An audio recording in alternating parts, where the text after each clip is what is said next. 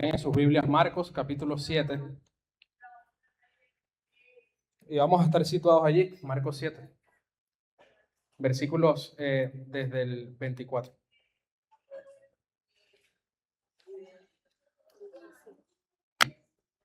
Protocolo, si me puede ayudar aquí con un poquito de agua, por favor.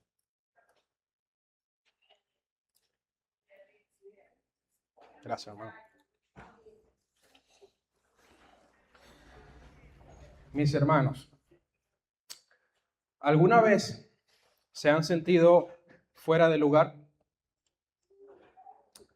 ¿Alguna vez han experimentado lo que se siente estar en un lugar donde claramente no eres bienvenido? Muchas veces. Donde tu presencia incomoda, donde las miradas te juzgan antes de que abras la boca, o donde las puertas se te cierran en la cara simplemente por quién eres, o por lo que dices, o por tu pasado, o por cualquier otra cosa. Seguramente a muchos de nosotros nos ha pasado algo como eso. Creo que el rechazo es una de las experiencias humanas más incómodas y más dolorosas que existen. Y la reacción natural de nosotros ante esto es llenarnos de orgullo. Es la reacción neutral y natural de orgullo frente a esta situación. Nos defendemos, nos indignamos y nos vamos de ese lugar. Si alguien te dice, tú no perteneces aquí, lo que hacemos es que cerramos nuestro corazón y nos vamos. Decimos, ¿sabes qué? No me importa, no lo necesito. Pero esta mañana no venimos a hablar de orgullo necesariamente. Venimos a ver la historia de una mujer que se enfrentó al muro del rechazo más grande de la época. Un muro cultural, un muro social y un muro religioso. Ella era una mujer sin derechos, sin privilegios aparentemente. Era una mujer que no tenía credenciales religiosas. Parecía no merecer nada. Sin embargo, entendió algo que la gente religiosa de su tiempo no podía ver. Y es que Dios es tan infinitamente rico en gracia que una sola migaja de su mesa es suficiente para cambiar toda la historia de nuestra vida. Así que en sus Biblias, como les dije, vamos a estar evaluando Marcos capítulo 7, versículos del 24 hasta el 30, y vamos a descubrir, hermanos, por qué las migajas de Jesús valen más que todos los banquetes que este mundo ofrece. Vamos a leer la palabra de Dios y oramos. Dice Marcos 7, del 24 hasta el 30. Levantándose de allí, Jesús se fue a la región de Tiro y entrando en una casa, no quería que nadie lo supiera, pero no pudo pasar inadvertido, sino que enseguida, al oír hablar de él, una mujer cuya hijita tenía un espíritu inmundo, fue y se postró a sus pies. La mujer era gentil, sirofenicia de nacimiento, y le rogaba que echara el demonio fuera de su hija. Y Jesús le decía, deja que primero los hijos se sacien, pues no está bien tomar el pan de los hijos y echarlo a los perrillos. Es cierto, Señor, le dijo ella, pero aún los perrillos debajo de la mesa comen las migajas de los hijos. Jesús le dijo, por esta respuesta, vete, ya el demonio ha salido de tu hija. Cuando ella volvió a casa, halló que la niña estaba acostada en la cama y que el demonio había salido. Vamos a orar, hermanos. Bendito y buen Dios, te damos gracias por este tiempo y por esta mañana. Gracias por la vida de mis hermanos. Gracias te damos por las personas que pudieron prestarnos este espacio, Señor, y que hemos podido estar acá por estos días. Bendícelos, Señor. Te pido que puedas tocar el corazón de los vecinos, de las personas que estén cercanos a este lugar. Y ayúdanos hoy, Señor, a poder experimentar tu poder, tu amor, tu bondad y sobre todo tu gracia en este pasaje. Que nosotros podamos entender que tú eres un Dios infinitamente lleno de gracia y de bondad. Te pido que ministres nuestra vida, nuestro corazón, nuestra mente, nuestra alma, en el nombre de Jesús. Amén. Hermanos, el mensaje de hoy lo he titulado así, migajas. Y si hay una sola verdad con la que quiero que todos nosotros salgamos de aquí, es que las migajas del Mesías son suficientes. Ese es el argumento de nosotros para el día de hoy. Pueden anotarlo los que anotan. Las migajas del Mesías son suficientes. Y para adentrarnos en esta verdad transformadora, vamos a dividir nuestro texto en 3 partes, del 24 al 26. Vamos a ver la distancia que la gracia cruza. La distancia que la gracia cruza. Del 27 al 28 vamos a ver la postura que la gracia exige. Y número 3, del 29 al 30, la victoria que la gracia otorga. Voy a repetirlo. La distancia que la gracia cruza, la postura que la gracia exige y la victoria que la gracia otorga. Miremos el primer verso de nuestro texto, verso 24. Dice, levantándose de allí, Jesús se fue a la región de Tiro y entrando en una casa no quería que nadie lo supiera, pero no pudo pasar inadvertido. Miremos el lugar, Tiro. Tiro era una importante ciudad fenicia de habla griega situada en la costa del Mediterráneo al norte de Galilea. Históricamente, las relaciones entre los galileos y la gente de Tiro eran tensas. Habían disputas económicas, había explotación como inadvertido, como dice el pasaje. Ya no se podía esconder allí. Dice el pasaje, no pudo pasar inadvertido. Ya su nombre era extremadamente conocido. Todos sabían quién era Jesús, incluso en los pueblos lejanos fuera de Israel. Pero sigue diciendo el pasaje en los versículos 25 y 26. Enseguida, al oír hablar de él, esta mujer estaba allí y escuchó que Jesús estaba allí. Una mujer cuya hijita tenía un espíritu inmundo fue y se postró a sus pies. La mujer era gentil, sirofenicia de nacimiento, y le rogaba que echara el demonio fuera de su hija. Y lo interesante aquí, hermanos, es que Marcos se toma la tarea de aclarar o de dejar clara la identidad de esta mujer. Y si prestamos atención, vamos a encontrarnos aquí al menos con 3 etiquetas con las que Marcos describe a esta mujer. Etiquetas que la colocaban a la distancia o a mucha distancia del pueblo de Dios en Israel. Número 1, era mujer. Ya ser mujer era un tema en ese tiempo. Ya era algo complicado.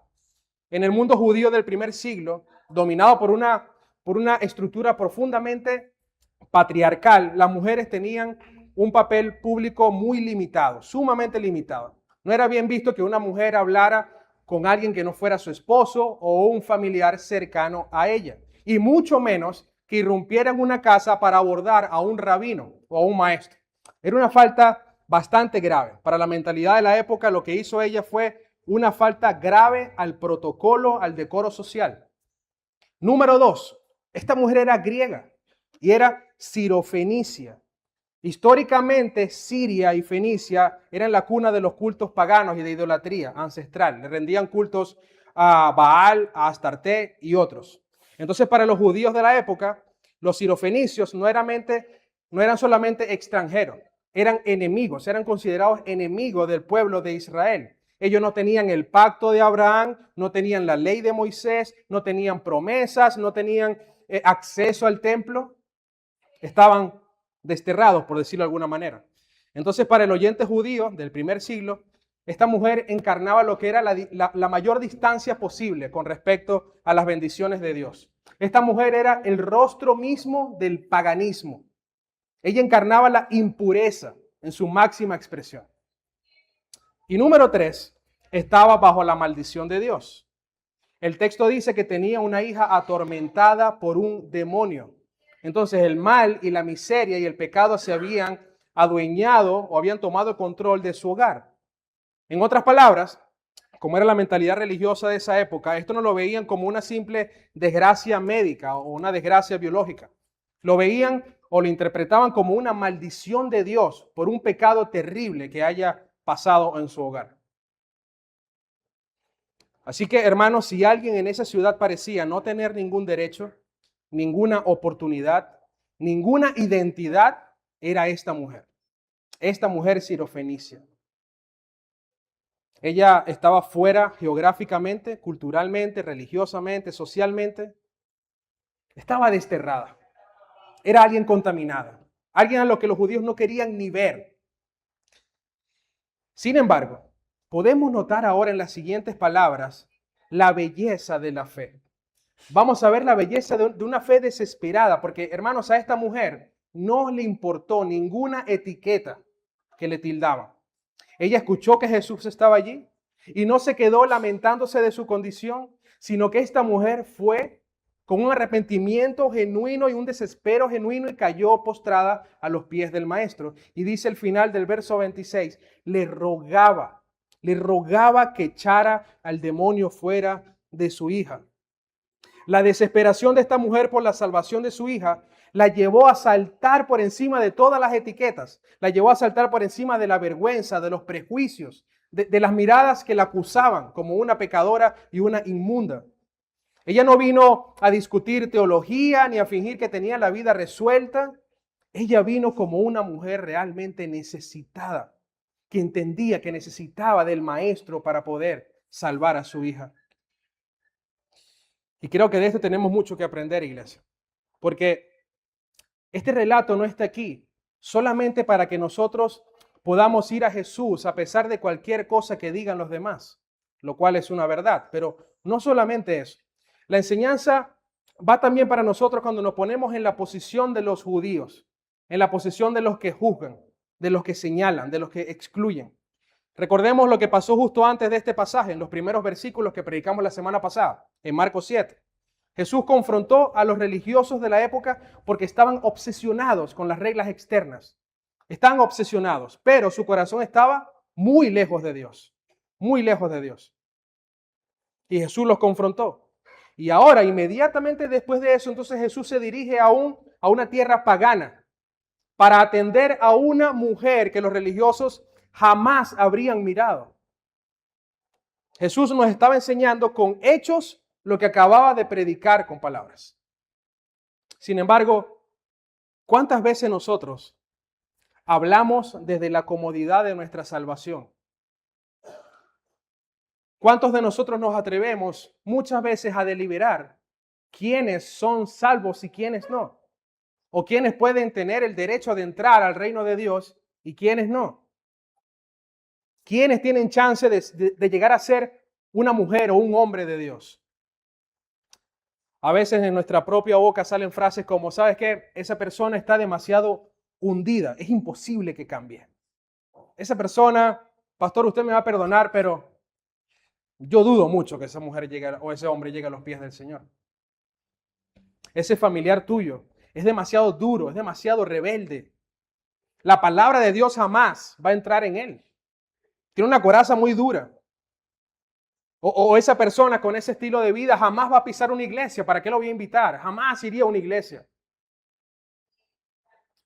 Pero hermanos, ¿quiénes nos hemos creído nosotros que somos para decir algo como eso? ¿En qué momento se nos olvidó a nosotros de dónde nos sacó el Señor? ¿En qué momento se nos olvidó la gracia que tuvo el Señor al vernos a nosotros siendo los más terribles pecadores y habiendo extendido sus brazos para salvarnos? Cuando hablamos así de esa forma, pareciera que esos detalles se nos olvidan. Se nos olvida que nosotros tampoco teníamos credenciales ni méritos para estar en su mesa. Pero hermanos, no hay distancia geográfica, moral, ideológica, espiritual, que la gracia de Jesús no pueda cruzar para alcanzar a los perdidos. No la hay.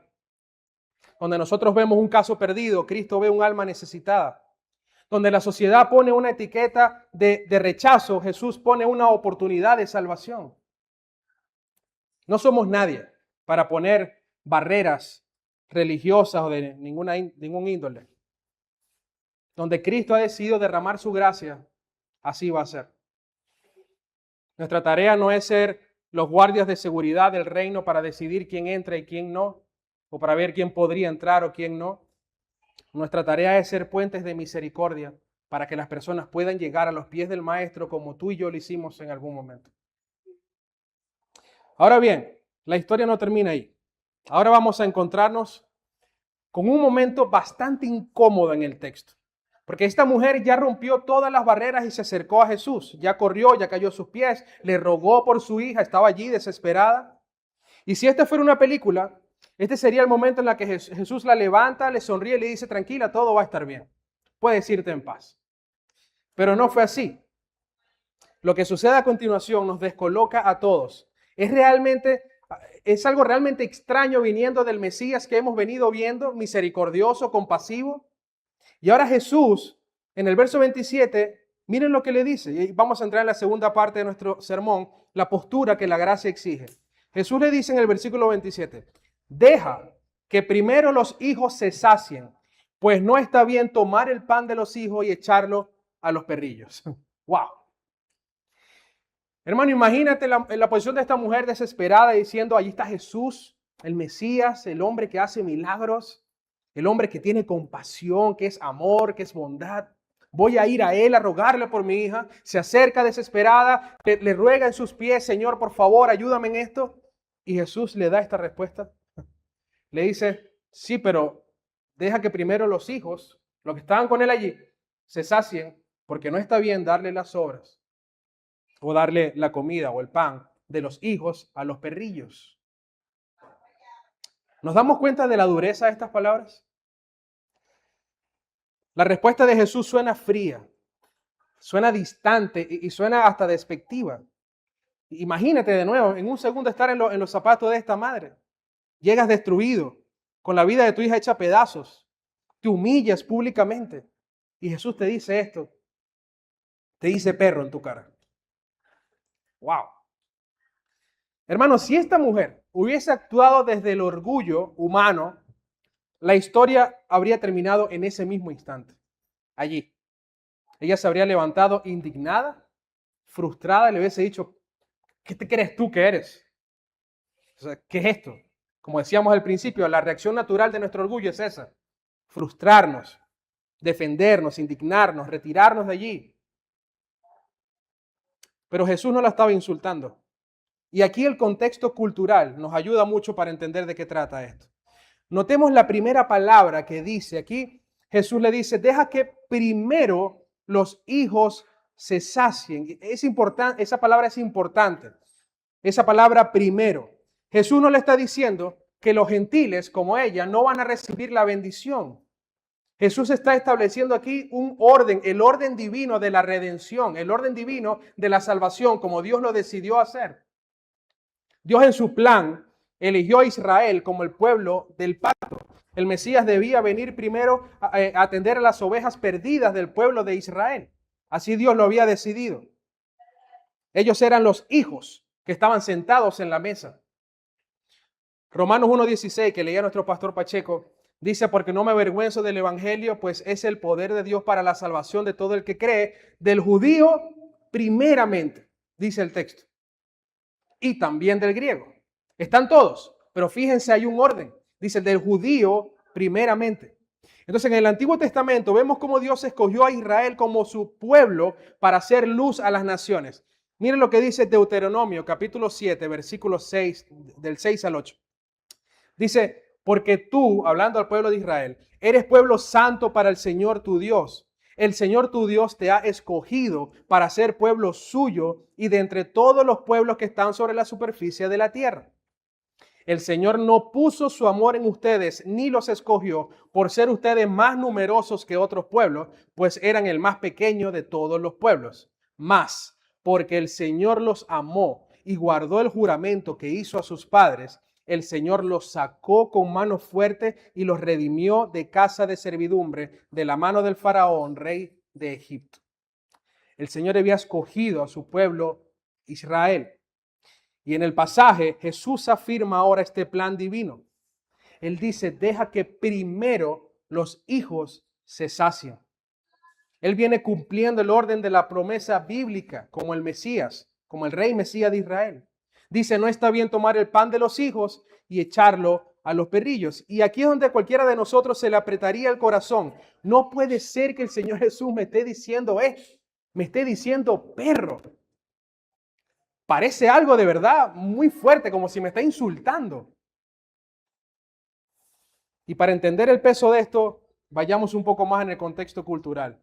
Los judíos utilizaban la palabra perro, ciertamente, o de forma despectiva, para referirse a los gentiles. Se referían a los perros sucios, a los perros salvajes, a los perros que estaban en la calle, que se consideraban animales impuros, sucios.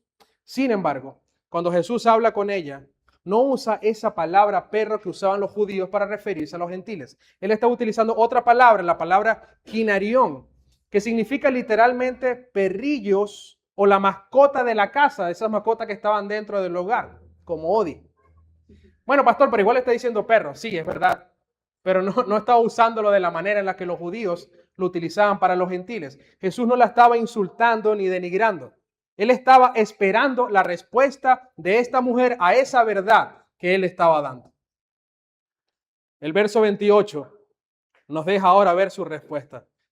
Y hermanos, aquí está el clímax de este pasaje. La mujer dice, es cierto, Señor, le dijo ella, pero aún los perrillos debajo de la mesa comen la migaja de los hijos. Hermano, yo no sé si tú estás viendo esto con claridad. Esta mujer aceptó ser un perro y dijo, Señor, ¿sabes qué? Es verdad lo que tú dices, pero incluso los perrillos, cuando caen las migajas, comen y se sacian. Hermanos, ¿qué clase de respuesta la de esta mujer? ¿Qué clase de respuesta la de esta mujer? Ya está diciendo, Señor, yo entiendo lo que tú dices. Ella entendió la parábola del Señor, algo que sus propios discípulos nunca entendían y le preguntaban, Señor, ¿qué significa esto? Y los judíos mucho menos. No sabían de qué hablaba el Señor, pero esta mujer, Jesús le dio esta parábola y le dijo, sí, es verdad. Y no sabía nada de teología, pero lo entendió de inmediato. Y dijo, Señor, sí es verdad, pero una sola migaja tuya me basta para saciar mi alma. Hermanos, era una respuesta inesperada. Y definitivamente era una respuesta que no podía salir de un corazón altivo y orgulloso que creía merecer la respuesta inmediata y positiva del Señor Jesús. Ella no discute, no interpone un reclamo, no apela a sus derechos, no se indigna, no se victimiza. Y tampoco intenta convencer a Jesús de que ella es una buena persona y por eso Él tiene que atenderla y bendecirla y cumplir lo que ella está pidiendo. Ella no le dice nada de eso. Ella acepta humildemente su posición y le dice a Jesús, tienes toda la razón. ¿Sabes qué? Yo no soy parte del pueblo del pacto. Yo no soy una hija sentada a la mesa. No tengo méritos para recibir el pan principal. Es verdad, yo lo entiendo. Pero aunque no sea una hija, aunque no sea alguien que merezca tu bendición, tu mesa es tan inmensamente rica. Tu poder es tan infinito, tu gracia es tan abundante que si tan solo cae una migaja, será suficiente. ¿Estamos viendo la clase de fe de esta mujer? Esta mujer le está diciendo, yo no necesito un banquete entero, Señor, a mí me basta con una sola migaja de tu favor. Esta mujer aparentemente impura delante de los judíos entendió, hermanos, algo que definitivamente ningún experto religioso había entendido hasta ese momento. El favor del Señor no se recibe por méritos, no se recibe por obras, no se recibe por rituales, no se recibe porque tú des mucha caridad, no se recibe porque tú creas ser bueno. El favor del Señor se recibe por gracia, por medio de una fe proveniente de un corazón arrepentido. Es solo por gracia. Y esto nos confronta a todos el día de hoy. Porque vivimos en una sociedad experta en reclamar, en exigir respuestas. En exigir o en decir que el mundo y que Dios les debe algo. De esa manera muchas veces nos comportamos. Y trágicamente muchas veces vamos al trono de Dios así, con esa actitud. Venimos en oración con una lista de exigencias, sintiendo en el fondo que Dios está en la obligación de bendecirnos, en la obligación de sanarnos, en la obligación de responder nuestra solicitud. Señor, pero es que yo voy a la iglesia, yo oro, yo sirvo, yo soy buena persona. Hermanos, tratamos la oración no como un medio de gracia, sino como una lista de exigencias que a veces, muchas veces, se disfraza de falsa piedad. Pero la fe que agrada a Dios no exige. La fe que agrada a Dios se rinde a su perfecta voluntad. La fe que agrada a Dios es la que ha llegado a entender su miseria espiritual y viene a sus pies con un corazón genuinamente arrepentido, entendiendo que no merece nada. Tenemos que evaluar cómo estamos viniendo a Dios, incluso en los momentos más trágicos que vivimos, como este tiempo que estamos atravesando en nuestro país. ¿Con qué actitud me estoy acercando al Señor? Pregúntate esto. ¿Con qué actitud yo me estoy acercando al Señor? ¿Será que venimos sintiendo que Dios tiene suerte de tenernos a nosotros en su equipo y que Él puede utilizarnos y que nosotros le hablamos y Él responde? ¿O será que venimos recordando más bien que cada respiración, cada perdón, cada bendición en nuestra vida es el resultado de una gracia que no merecemos, pero Dios decidió darla? Mis hermanos, Dios no es dichoso por tenernos. Nosotros somos dichosos por tener al Señor. Así que seamos cuidadosos y entendidos de nuestra posición y de su posición. Y en el caso de que tú estés aquí escuchando esto hoy por primera vez y pienses, bueno, pastor, ¿sabes qué? Yo ni siquiera me acerco al Señor, porque yo sí soy un desastre de verdad, ¿verdad? Yo ni siquiera me acerco a Él, porque Dios jamás escucharía a alguien como yo. Soy demasiado pecador. Y si este es tu caso, yo te animo a que mires de nuevo a esta mujer del texto, porque se supone que ella no tenía ningún derecho de acercarse al Mesías. No podía hacerlo, porque era una mujer inmunda. Ella no tenía el derecho de recibir la bendición de parte del Señor. Pero hermanos, el Señor no está buscando méritos, derechos, linajes, aptitudes. El Señor está buscando un corazón sincero, que dicho sea de paso, es transformado por Él mismo. Un corazón contrito y humillado. Tú no necesitas una gran fe en ti mismo y en lo que puede llegar a ser. Tú necesitas una gran fe en el Salvador, en aquel que vino a este mundo a perdonar nuestros pecados y darnos vida eterna. Allí es donde tiene que estar tu fe. Lo que tú y yo necesitamos es tan solo una migaja de su gracia para que toda nuestra vida esté bien. Una migaja. Si nada más una sola migaja de su gracia sostiene el universo, hermanos, créeme, esa misma migaja es suficiente para restaurar tu vida por completo. Por completo. Cristo no vino para los que creen tener sus méritos completos. Jesús mismo dijo que Él no vino a buscar a sanos, sino enfermos. Vino a buscar y a salvar a los buenos. Él vino a salvar a los perdidos. ¿Y qué dice Romanos 5:8? ¿Qué dice Romanos 5:8? Dios mostró su gran amor. ¿En qué?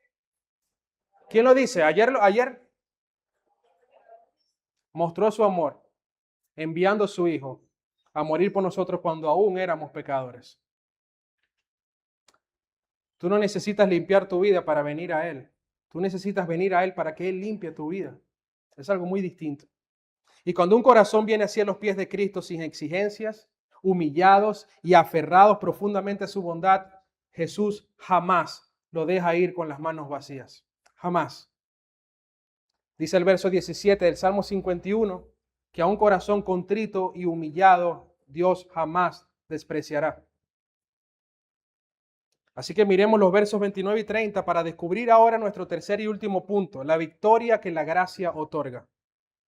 Verso 29 dice, Jesús le dijo, por esta respuesta, vete, ya el demonio ha salido de tu hija. Hermanos, noten la respuesta del Señor. Jesús no se molestó por la insistencia de la mujer. Más bien ella halló gracia ante sus ojos. Pero miren cómo ocurre la victoria. Porque Jesús no tuvo que ir a casa de la niña, verla, poner sus manos sobre ella, ni hacer ningún ritual complejo. ¿Qué hizo el Señor? Solamente habló. Una sola palabra dijo el Señor. No hizo falta moverse de allí. A la distancia, la autoridad soberana del Hijo de Dios cruzó todas las fronteras geográficas, culturales, espirituales. Y el mundo espiritual no tuvo más remedio que someterse de inmediato a la orden del rey. Y esto los hemos aprendido ya en los pasajes previos de Marcos. Hermanos, cuando el Señor Jesús habla, todo obedece. Todo. Y miren la prueba de fe para esta madre. Porque Jesús no le da una señal visible ni una prueba tangible. Él solamente le dice, vete, tu hija ha sanado, el demonio ha salido, ya te puedes ir. Ella tuvo que dar la vuelta para regresar a su casa con la fe, con la esperanza de lo que le dijo el Señor Jesús fue verdad. Pero ella todavía no lo había visto con sus ojos. Y eso, hermanos, es la fe victoriosa.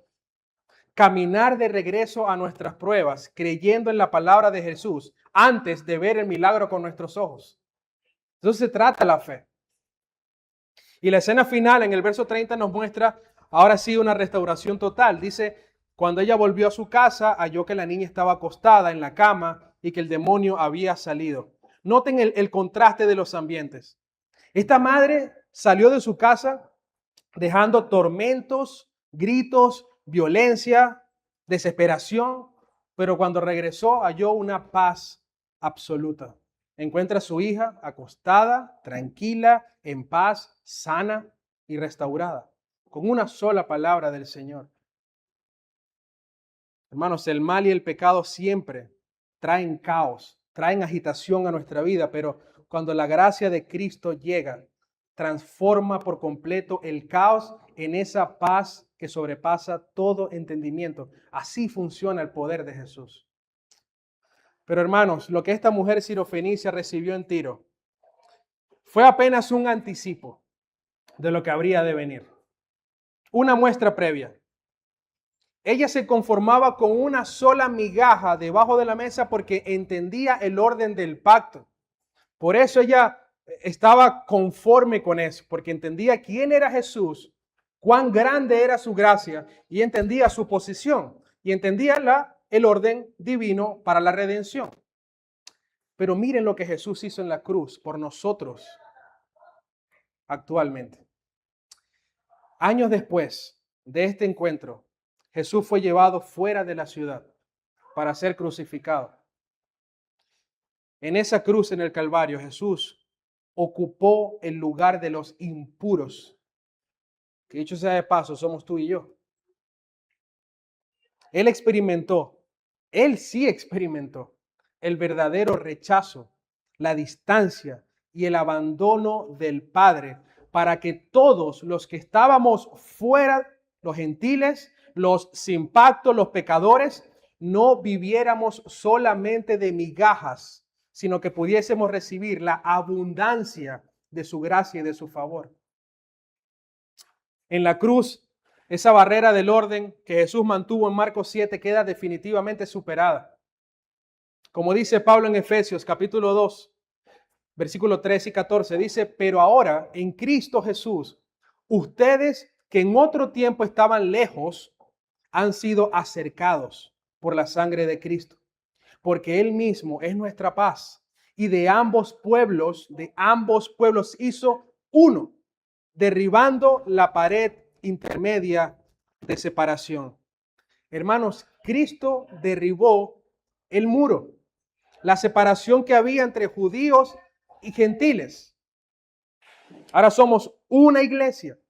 Lo que Marcos 7 era una migaja anticipada dada a esta mujer por misericordia, a una extranjera, en la cruz ahora se convierte en un banquete abierto para todas las naciones, para que todo aquel que venga y crea en Jesucristo no se pierda, mas tenga vida eterna. Ya nosotros, hermanos, la iglesia del Señor, no somos perrillos buscando migajas debajo de la mesa. Ahora la iglesia de Cristo se considera hijos que están sentados con Él en la mesa. Ahora estamos sentados como hijos del Rey y no como perrillos. Mis hermanos, ¿dónde te encuentras tú hoy frente a la mesa de Dios? Porque quizás entraste a esta reunión sintiéndote exactamente como esa madre sirofenicia, agotado o agotada, con el hogar en caos, con la economía en caos, sintiendo que tus problemas superan tus fuerzas, o creyéndote la mentira de que eres un caso perdido para Dios. ¿Pudiste haber entrado así? O tal vez entraste como un fariseo, sintiendo que mereces toda la atención de Dios, sintiéndote digno, sintiendo que te mereces su atención por tu conducta, criticando a los que están afuera y juzgando a los que no encajan con tu estándar de santidad. Pero sabes que, hermano, sea cual sea el caso, hoy la palabra de Dios derriba por completo nuestro orgullo y nos pone en exactamente el mismo lugar, a todos nosotros, en el mismo lugar. Nadie se sienta a la mesa de Dios por sus propios méritos. Nadie. Nadie puede hacer nada para estar sentado en la mesa de Dios. No hay nada que podamos hacer. Nosotros podemos sentarnos en la mesa de Dios por los méritos de Cristo. Recuerda la gran verdad, las migajas del Mesías son suficientes. Por su gracia, por su sacrificio, nosotros podemos estar sentados como hijos a la mesa. Pero no por nuestros méritos, por los méritos del Señor Jesús. Si una sola palabra suya cruzó fronteras en Tiro para liberar a esta niña endemoniada a la distancia, entonces, hermanos, una sola migaja de su gracia hoy es suficiente para romper el pecado en tu vida, para romper la maldición del pecado en tu vida, para traer paz a tu hogar atormentado, para darte dirección en tus finanzas, sobre todo para darte la certeza de la vida eterna. Su gracia, hermanos, es suficiente. Él no nos ofrece las obras de este mundo, Él nos ofrece el pan de vida. Él nos ofrece esa abundancia según las riquezas de su gracia. Así que no sigamos buscando saciar nuestra alma en los grandes banquetes, pero vacíos de este mundo, cuando las migajas de Cristo valen muchísimo más de todo lo que este mundo puede prometer. Amén. Ponte de pie, vamos a orar y vamos a cantar una canción. Bendito Dios, te damos gracias una vez más por este tiempo, por esta reunión, por tu palabra. Gracias, Señor, porque nos recuerda que somos tus hijos amados. Gracias porque tu palabra nos confronta y nos hace ver de dónde nos has sacado, Señor. Nos hace ver tu amor, tu bondad, tu favor tan grande. Nos hace recordar que somos inmerecedores de tu gracia, pero que tú decidiste darnos. Gracias, Señor, por tu gracia. Gracias por poner fe en nuestro corazón. Gracias por darnos el don del arrepentimiento. Ayúdanos, Señor, a seguir manteniendo una actitud humilde que te honre y que te glorifique. Tú eres grande, Señor. Tú eres poderoso. Y solamente necesitamos de tu gracia para que todo esté bien. Te adoramos y glorificamos en el nombre de Jesús. Amén.